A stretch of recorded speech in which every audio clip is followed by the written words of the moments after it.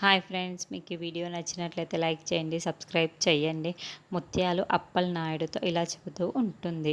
ఈ ఇంటి కోడలు కాసేపటిలో ఇంటికి రాబోతుంది అని అనేసరికి అప్పలనాయుడు ఏం మాట్లాడుతున్నావు అని అంటూ ఉంటాడు.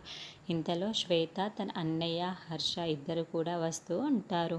వాళ్ళని చూడగానే ముత్యాలు చాలా సంతోషపడు, అదిగో నా కోడలు వచ్చేసింది అని శ్వేతను చూపిస్తూ ఉంటే అప్పలనాయుడు చాలా బాధపడిపోతూ ఉంటాడు. ఇక ఇద్దరు కూడా హాల్లో అందరు కూర్చొని మాట్లాడుకుంటూ ఉంటారు. ఇంతలో రూప అక్కడికి వచ్చి అత్తయ్య అని ముత్యాలను పిలుస్తూ ఉంటే ఏంటి అని ముత్యాలు అడుగుతూ ఉంటుంది.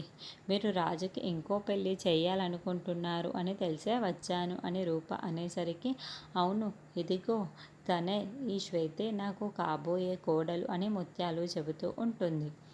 అదే దాని గురించే అడగడానికి వచ్చాను అని రూప అంటూ ఉంటే నువ్వెవరు అడగడానికి, బయటికి వెళ్ళు అని చెప్పేసి ముత్యాలు అంటూ ఉంటుంది. ఇక శ్వేత రూపతో గొడవ పడుతూ ఉంటుంది. రూప ఇంతకు ముందు లాగానే సైలెంట్గా ఉండడం వల్లే రాజు నీకు పెళ్లి చూపులు జరిగాయి. ఈసారి నేను సైలెంట్గా ఉండను అని రూప అనేసరికి శ్వేత రూప జుట్టు పట్టుకొని బయటికి గెంటేస్తూ ఉంటే రూప కింద పడిపోతూ ఉంటుంది. మరి రాజు అక్కడికి వచ్చి రూపని కాపాడి శ్వేతను బుద్ధి చెబుతాడా లేదా అన్నది మనం నెక్స్ట్ ఎపిసోడ్లో చూద్దాము.